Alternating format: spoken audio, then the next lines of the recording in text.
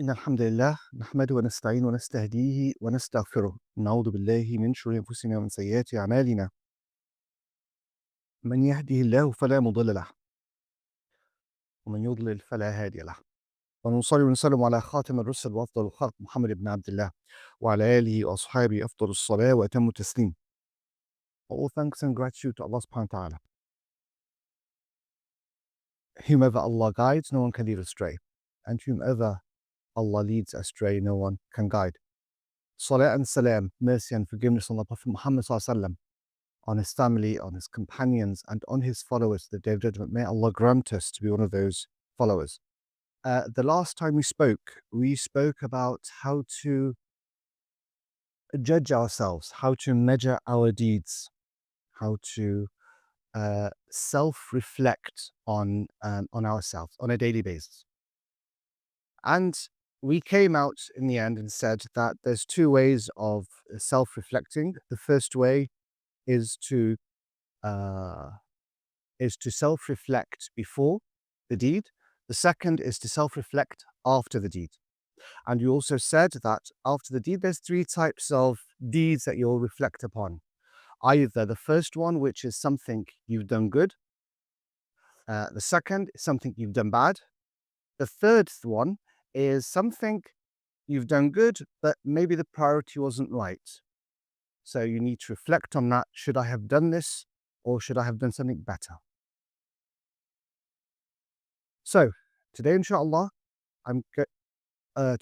please put your phones on silent. Jazakumullah khairan. Today, inshallah, I'm going to start picking and talking about certain aspects we can put into this table that we use to self-reflect on ourselves. Things we've discussed before, and things that will hopefully benefit us and benefit our younger brothers who are on holiday and who are listening, so it's relevant to them. So the first thing, what does Allah subhanahu wa ta'ala like to see us? See we do. What is the most thing Allah likes to see us do? The most thing Allah likes to see us do is what He has mandated upon us. Before we go off gallivanting and starting to look at performing or doing awesome deeds, things that, shake the world, what has Allah demanded from you? One, that's to see. First of all, Allah has demanded from us to believe in Him purely. Number one. Second, to believe in the 6 other pillars that we mentioned: His prophets, His books, His angels, Day of Judgment, fates, whether it's good or bad. Whatever Allah's fated to us, we accept it and we are content with whatever Allah's provided us and whatever Allah's decreed upon us. And then certain actions that He asked us to do. 5 prayers a day. I'm going to say something, don't take it out of context. I'll explain it later on. No point giving charity if you're not praying. It doesn't mean don't give charity. Please give charity even if you're not praying. Give charity. Do the good. Don't use one of the ways the shaitan tricks you into not doing a good deed is by saying to you, Ahmad, you barely pray, you barely even fast. You're going to speak about Islam? You're going to give charity? Pray first. It's a truth, but it's meant to confuse the Muslim to not do good deeds. So the rule is never stop a good deed, ever. If you're doing something good, don't stop it. However, think about what Allah subhanahu wa ta'ala wants you to do. So first of all, it's not an excuse, and this happens. I remember I had a discussion a long time ago with a family member. It's maybe like 30, 40 years ago. He was an old person, and he lived in the 50s and 60s in the communist era. A lot of you may not even remember this. And he was talking about prayer is the important is it's in the heart. Important is your behavior, and important to be a good person first of all. Then focus about prayer. Okay, so We don't stop any good deed. Second, whatever Allah mandated upon you, you must do. You've got no option here. Allah asks us to think, asks us to ask. Yes, that's why He gave us a brain. However, just because you don't understand something, it doesn't mean you don't do it. وما كان لمؤمن ولا مؤمنة إذا قضى الله ورسوله أمرا أن يكون لهم الخيرة من أمرهم. It is unacceptable for a believer or a non-believer, for a believer, male or female, if Allah or His Prophet decreed something, that they have a choice in the matter. You've got no choice in the matter. You do it. All right? So, Allah asked us to pray 5 times a day. This is the very first thing on your table for self-reflection. Very first thing. Check the 5 prayers a day. Am I praying 5 times a day? Am I praying 5 times a day on time? When the prayer came in, and the reason I'm talking about prayer, and the reason I'm going to talk about basic, is as a Muslim, look at yourself as a house. It's lovely to have the house painted nicely with, with all the decorations. Everyone wants that, to have it pleasing. But if the foundations are rotten, it's going to fall apart. At the very first earthquake, bam, it falls apart straight away. So you still paint it, you still make it look nice, but you get a builder to fix the foundation. And this is what we're doing. So we still give charity, we still talk about Palestine, we still talk about our brothers in Sudan, in Kashmir, we still do everything that we should do as a Muslim. But look into our foundations. So prayer. Are we praying on time? 5 times a day? Are we praying in the mosque? Do we know that Sayyidina Muhammad said that this is the Prophet saying, I wanted to let the prayer start and then go around the houses of the people that refuse to go to the mosque and burn the houses on top of their heads. This is how critical the Prophet thought of the prayer. And of course, there's always a reason if you're unable to not to. But the point is are we praying in Jama'ah? Are we praying in a group as Allah subhanahu wa ta'ala and His Prophet mandated upon us, if we are able to? Okay, we've done that. And for the younger brothers, nudge your dads. Nudge your dads. Take me to prayer with you. If you're awake, take me to prayer. All right? All right. Second, what else has Allah obligated upon us? What does it mean that I say, La ilaha illallah Muhammad Rasulullah? It means that I'm Muslim. What does a Muslim mean? That means I've surrendered myself to Allah. That means anything Allah has asked me to do, I have to do. As a Muslim, my behavior has to be not when I'm good, I can do it. No, I strive to make my behavior the best. I strive to improve my relations with my brothers and sisters. Brothers and sisters, not just familiar brothers and sisters, but in your community. Okay. So start with 5 prayers. Put a placeholder for the sunan after and before. Put a placeholder for praying in the mosque. Okay? And then put a placeholder for fasting. Whether you do it or not doesn't matter. Put a placeholder for charity. Now, every day I'm going to check, am I doing this? Maybe charity, put it weekly. It's fine. But am I doing this or not? Tick. Every day, tick it. Am I doing this or am I not doing this? Then start looking into yourself. Start looking into Shu'ab al-Iman. Shu'ab al-Iman are let's call them departments of Iman. The different classes of Iman. Iman is about 60 or 70 areas where you can improve yourself. The least of them is removing danger or removing harm from the path or from the way. The highest is believing in Allah subhanahu wa ta'ala and everything in between. One of them, for instance, is not arguing. Okay, now I was asked by a brother, how can I, Sayyidina Muhammad says to us that he will guarantee a place at the first levels of the Jannah to whomever does not argue, even if he's on the right path, even if what he's saying is correct. So how can I discuss with someone? How do I match these together? Okay, let's understand what argument, what this by the way, this is part of your iman.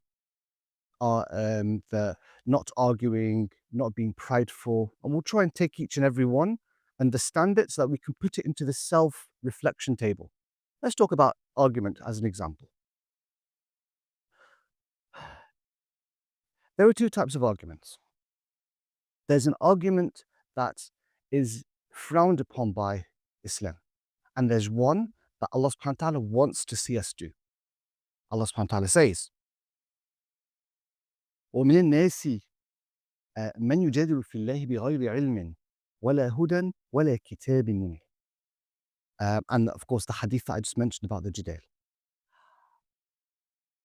The one that's unapproved has got two signs so you can know if your argument is something you should avoid or not. One, if you're arguing without knowledge. In any aspect, especially in Islam, if you are not knowledgeable about that, do not argue. Now, we're not a priesthood. Absolutely not. Islam, the knowledge of Islam is available on the internet for you to search and understand what you need to understand. But before you argue about something or discuss something, read about it or ask about it or listen to it or watch it on YouTube or the TV or whatever scholar you want to watch from, you feel comfortable to listen to. Once you're comfortable, then you can talk about it. And this will take you to the approved discussion. What does Allah subhanahu wa ta'ala says? Allah's ordering Sayyidina Muhammad in Surah Al-Nahl, وَجَادِلْهُمْ بِالَّتِي هِيَ أَحْسَنُ. Teach them Islam and argue with them, but with a nice way, in a gentle way, in a way that does not result in the cons of an argument. And I'll explain to you right now why Islam just looks down upon argument. That's the first way to know if your argument is disapproved by Islam. One, that you're arguing without knowledge. Two, when it turns out you're wrong, you still insist. So you insist on arguing even if you're wrong. And that brings you to pride, and which is another issue we'll talk about. Now, why does Allah subhanahu wa ta'ala not like us to argue? There are three reasons, many reasons, but I'll just pick up three. One, it results in a disruption between you and the brother or the person you're arguing with. Some kind of hatred will come out. Just argue with someone, let the argue carry on for more than 2 minutes. You'll really start getting upset with the person in front of you straight away. There's a famous argument that happened between two scholars, Imam Shafi'i and Imam Ahmed bin Hanbal. Doesn't matter the reason. Doesn't matter. It was about prayer. It's just a fiqh law. I'm not gonna raise it so I don't. So if someone's following that one or following that one, it doesn't really matter. The point is, Imam Shafi'i, as he was arguing, literally he said his opinion. The other one retorted. Ahmed bin Hanbal, very well known and very good scholar as well, retorted with his evidence. Imam Shafi'i retorted back. When he heard the other one responding, the other scholar responding, he went quiet. He refused to carry on the discussion. This is you've said what you want to say. You've put your point of view. You've given the evidence. Just take a step back. Khalas, enough. Number one, so it manifests hatred between people. Number two, prevents you from learning. How many times have we spoken to each other and learned from each other? All the time. There is no one that you speak to, you won't learn from that person, no matter whether he is more knowledgeable or less knowledgeable. 3, it starts to manifest pride in your heart. That's the reality. It starts to manifest pride in your heart. Let's talk about something else. Pride. Actually, I'm going to talk about it in the next khutbah, inshallah. Ask Allah for forgiveness, and we'll continue next khutbah.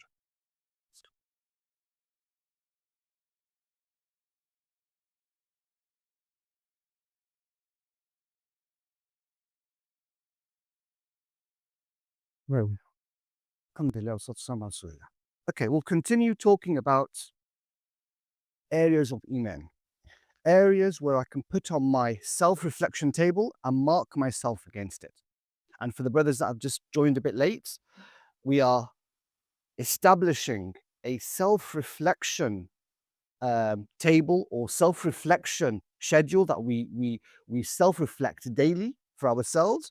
1, to improve ourselves. 2, to correct ourselves if we do anything wrong on a daily basis.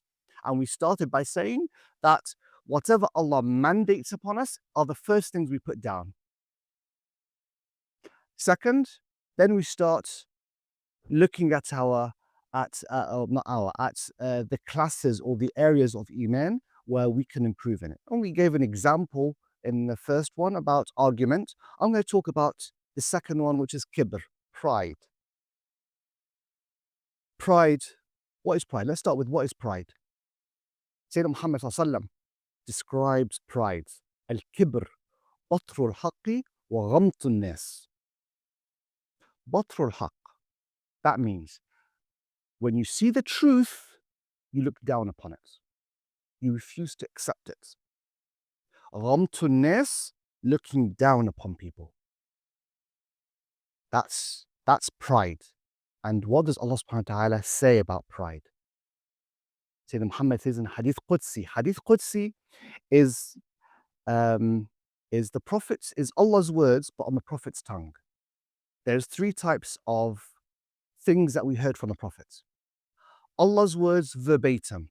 We know that as the Quran. The Prophet said nothing from himself. These exactly the words as Allah said them.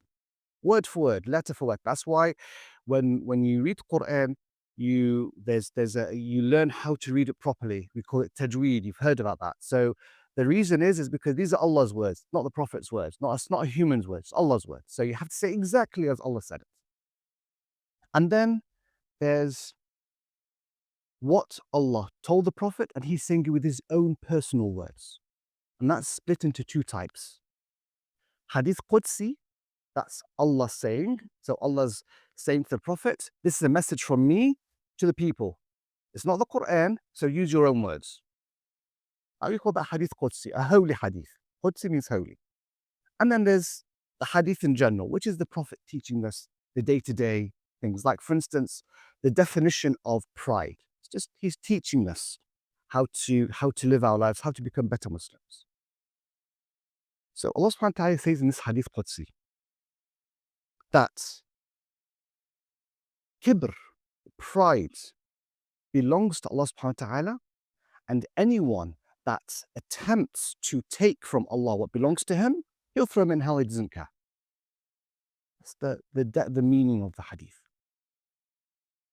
So, and the very first sin happens that we know of on this planet was what? Pride. When Allah subhanahu wa ta'ala ordered the angels and Iblis, he wasn't an angel, he was from the jinn, but he was so pious, he worshipped Allah so well that he was elevated to the angels. And this, by the way, is for us as well. When we worship Allah properly, we are elevated as angels. So Allah ordered them to do sujood to Adam, to this new creation he created. All the angels listened, immediately did sujood, no asking. Devil, no. He didn't, refuse. And Allah asked him why. Allah didn't have to ask him, could have punished him straight away. So this is the merciful of Allah subhanahu wa ta'ala. Why did you not listen to my order when I ordered you? He said, well, I'm better than him. You created me from fire, you created him from mud. Why would I Why would I prostrate myself to something that's less than me? What do we call that? He looked down upon Adam. And by the way, he still looks down upon us. Because pride. Very first sin, very first sin. Pride stops you from accepting the truth. Many Romans and Christians, and even from Bani Israel Jews that used to live in the Medina in the Prophet's time, they knew the truth, but they refused to follow it. In fact, even people that used to worship stones, they refused to become Muslim. They know the truth, they know he's a prophet, and even when they talk to each other, they narrated later on that they knew he was the prophet. I know he's a prophet, but no, I'm not listening to that person. I'm proud. So how do I measure pride? How do I do this? Argument is easy. Have I argued throughout the day? Should I have argued or should I have just stepped back? That's easy. Pride. Look at yourself. By the way, racism is emanating from pride. You genuinely think you're better than someone else. That's why it's always a Muslim, a mu'min, a believer, it's never racist. No matter what you see in the Arab world. Someone said to me once, oh, these people in the Gulf, they're very racist. I said, no. You'll never ever find a mu'min, someone who believes in Allah, who's racist. His iman prevents him from that. He can't be proud. Doesn't exist. A non-mu'min, yes, true. That person needs to work on his heart, needs to work on his understanding his position in the world. What are you proud about? We're all from mud. We're all going to be buried under the ground. We're all the same. Well, there's nothing. No one's better than anyone. I'm going to stop here. So I'll try, inshallah, next week to add 2 more to add to our schedule. I'm going to do the general or the weekly reminders. Surah Al-Kahf, listen to it. Make sure your children listen to it. Turn it on in the house. Pray in the mosque, like we said last week. Take your son once a day in the mosque, at least, if you can. If your work permits it, and if you're not traveling. Charity, give charity. Be generous. Our brothers are suffering. They are starving. You know what? I've stopped reading the news, except just looking at the headlines, because half the time they're lying. Half the news is lies. So people over there, there's over 1.75 million people that do not have food, basic food or water. Doesn't exist. People, hundreds are dying daily. As we speak, people are dying right now. And not dying from bullets, or they are dying from bullets, by the way. But many of them are dying because there's no food or drink. This is happening every time you eat and drink, remember, alhamdulillah, Allah's blessed you. Allah's so generous that He's blessed you with food and drink. When your brother or sister or child in Palestine has got no food or drink. So we thank Allah, of course, but thanking Allah with the words is not enough. You thank Allah by giving charity. You thank Allah by raising your hand and asking Him to alleviate what's befallen upon them.